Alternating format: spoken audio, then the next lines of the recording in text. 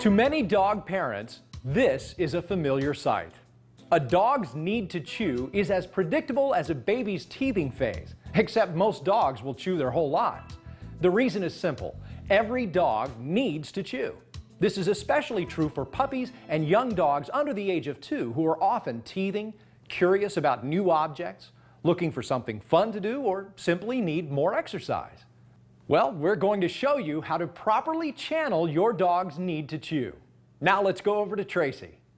The key to eliminating problem chewing is to let your dog know what objects are and are not appropriate to chew.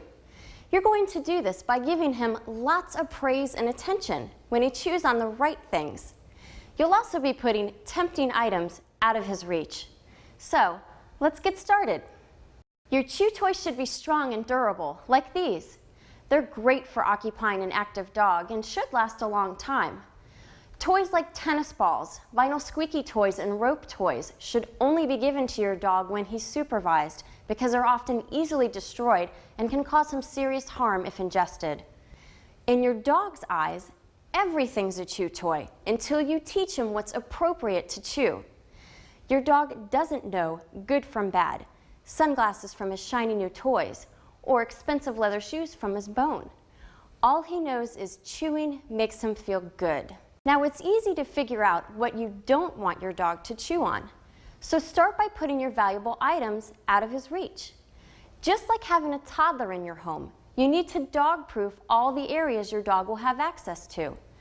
Leaving items where he can destroy them is just unfair right now. Dogs can do a great deal of damage in a short period of time.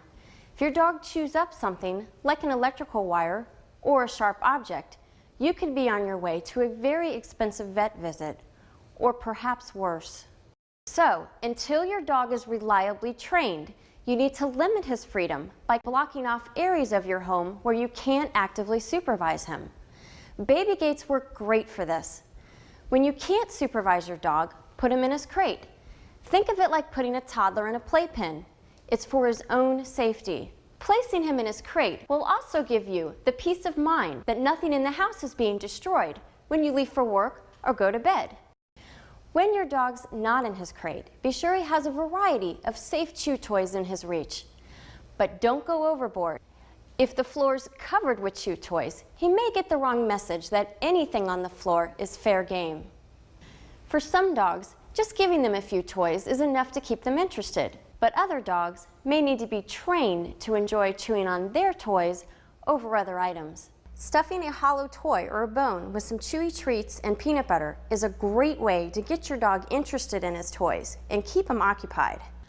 If you're like many dog owners, you probably don't pay much attention when your dog's chewing on his own toys. You may even breathe a sigh of relief that he's actually chewing on something appropriate.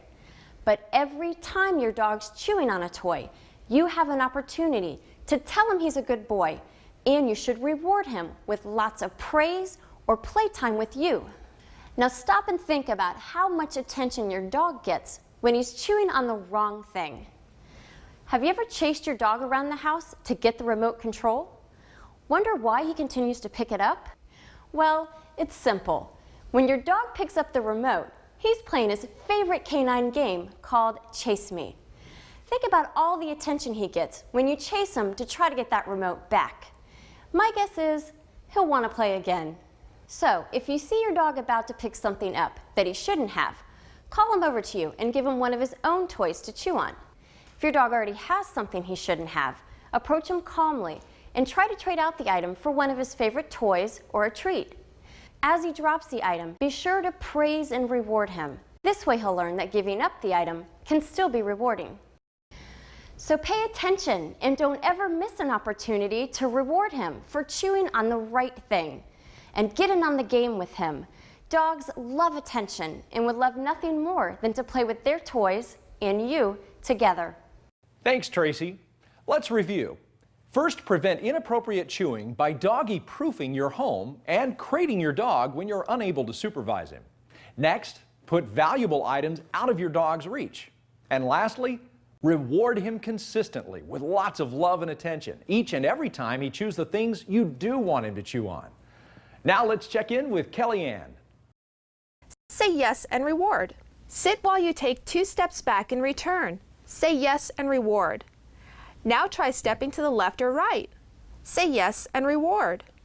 Next, increase the amount of time you ask for sit to about 8 seconds. Say yes and reward. Then increase the amount of distance.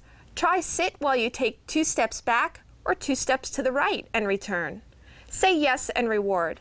Now try sit while you turn your back, step away, and return. Say yes and reward. If you find that any of the previous steps are too much for your dog, simply break them down into smaller steps. For example, if sitting for 5 seconds is too long, try 3 seconds. After you have success with 3 seconds at least twice, try 5 seconds again. When working on distance, start with just a step. If that's too much and your dog is already popping up, try just lifting your foot off the ground. Work your way up to several feet. Remember, start small and work your way up. Over the next several days, slowly increase the distance, duration, and distractions. Here are some ideas to keep you going. Practice at the front door, at your car, or in the park. Try hopping as you move away, or clapping your hands, bouncing a ball, or even carrying a grocery bag. Remember to praise. I can't emphasize this enough. Let your dog know you're having fun. In just a short time, you should be able to walk 20 steps away from your dog while clapping your hands and walking toward a door. Or maybe even better. The relationship you form with your new dog can bring years of happiness, loyalty, and affection. It's a bond that can never be broken and will continue to strengthen every day. You can help ensure your dog lives a happy, healthy life by following our guidelines and feeding your dog Hill's pet food. His mental, physical, and behavioral health depend on it. From everyone here at Hill's Pet Nutrition and Animal Planet Pet Video, thanks for watching and have fun with your dog.